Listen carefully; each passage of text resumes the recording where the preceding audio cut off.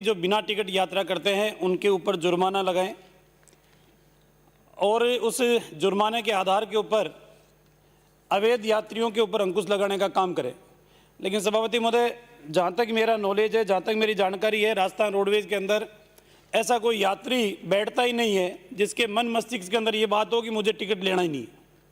क्योंकि आज हर आदमी कम से कम इतना तो सक्षम है कि वो राजस्थान रोडवेज के अंदर यात्रा कर रहा है तो वो टिकट जरूर कटाएगा। अब आपके कर्मचारियों की योग्यता को आप नज़रअंदाज करते हुए और आप ये मानकर चलो कि सारा का सारा दोषारोपण उन यात्रियों के ऊपर डोलने का काम करें। आप उनको अगर प्रशिक्षण दोगे कि आप ईमानदारी से टिकट तो काट दें, अगर किसी का 8 रुपये का टिकट है, 5 रुपये लेके जेब में रख लिए और उसको टिकट नहीं दिया तो उस यात्री की क्या गलती है। और सभापति महोदय, आज मैं जो बोल रहा हूँ वो एक विधायक की हैसियत से नहीं बोल रहा हूँ, एक पिता का पुत्र होने की हैसियत से बोल रहा हूँ। क्योंकि मेरे पिताजी ने 10 दिन पहले भी मेरे से कहा था कि विधानसभा का सत्र आ रहा है, कम से कम मैं भी रोडवेज से रिटायर हुआ हूँ और मेरे साथी कर्मचारियों की भावनाओं को इस विधानसभा के पटल के ऊपर रखने का जरूर काम करना। वो 2008 के अंदर सेवानिवृत्त हो गए, उनको तो सेवानिवृत्ति का लाभ मिल गया सभापति महोदय, लेकिन 2016 के बाद में रोडवेज के किसी भी कर्मचारी को सेवानिवृत्ति का परिलाभ एक को भी नहीं मिला।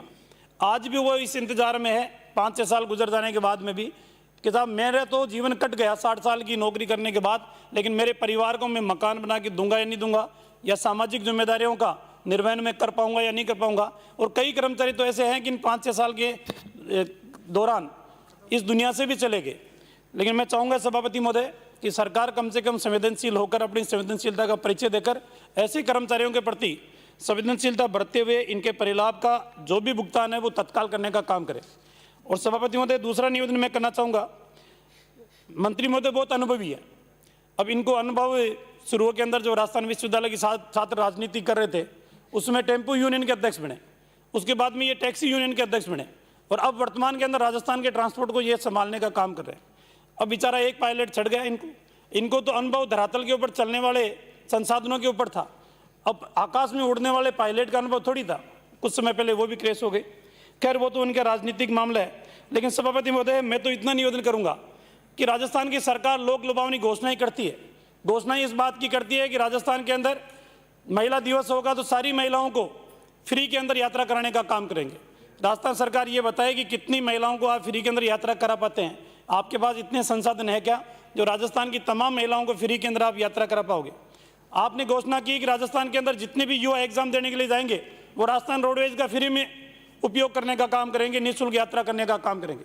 सभापति महोदय, आप मेरे पर यकीन मत करो, राजस्थान के तमाम जिला कलेक्टरों से एक रिपोर्ट मंगा लो कि आपके पास कितने युवा परीक्षार्थियों के फ़ोन आए जिनके पास साधन उपलब्ध नहीं हो पाए, रोडवेज के अंदर यात्रा नहीं कर पाए और रोडवेज की उपलब्धता नहीं होने की वजह से वो परीक्षा देने से भी वंचित रह गए।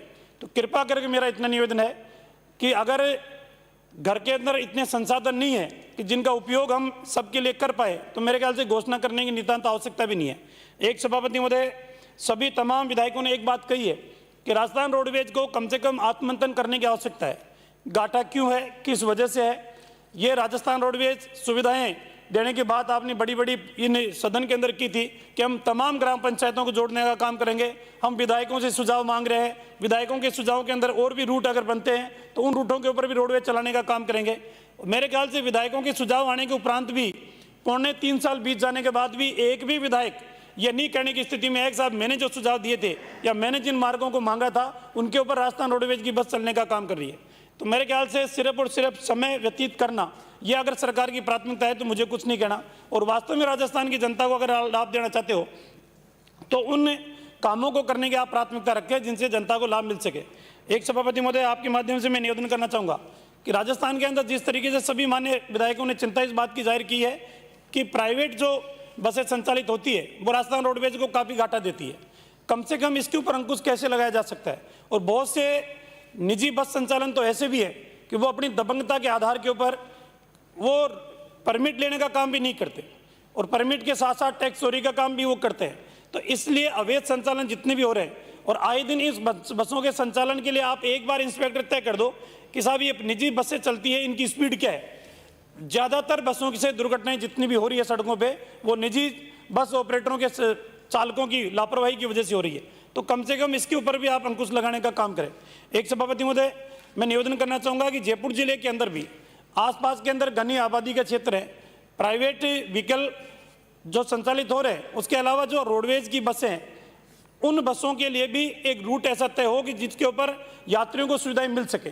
तो मैं चाहूँगा कि इस छोटे से संशोधन लाने से बढ़िया ये होता कि मंत्री महोदय एक समग्र व्यापक दृष्टिकोण के साथ कम से कम राजस्थान का रोड मैप ऐसा तैयार करें तो आने वाले समय के अंदर लोगों को उसकी सुविधाएं मिल पाती, तो मेरे ख्याल से बेहतर रहता। इसलिए मैं निवेदन करूंगा सभापति महोदय आपके माध्यम से कि मंत्री महोदय जल्दबाजी ना करें। आप राजस्थान विश्वविद्यालय छात्र राजनीति से निकले हो, अपने आप के ओजस्वी भाषण भी आप देते हो, लेकिन भाषणों को सिर्फ शब्दों के माध्यम से आप बताने के बजाय धरातल के ऊपर आप क्रियान्वित करेंगे तो लोग आपकी बात के ऊपर विश्वास करेंगे, नहीं तो आने वाले समय के अंदर जनता सिर्फ मौके की तलाश में परिणाम आपको देगी। इसलिए मैं चाहूंगा कि इस बिल को 6 महीने के लिए जनमत जानने के लिए प्रोत्साहित करें। धन्यवाद। अविनेश महर्षि। धन्यवाद सभापति महोदय। राजस्थान राज्य पथ परिवहन सेवा बिना टिकट यात्रा निवारण संशोधन विधेयक 2021 पर मुझे बोलने का मौका दिया, इसके लिए आपका बहुत बहुत धन्यवाद। मेरे से पूर्व वक्ताओं ने काफ़ी बातें बता दी। राजस्थान रोड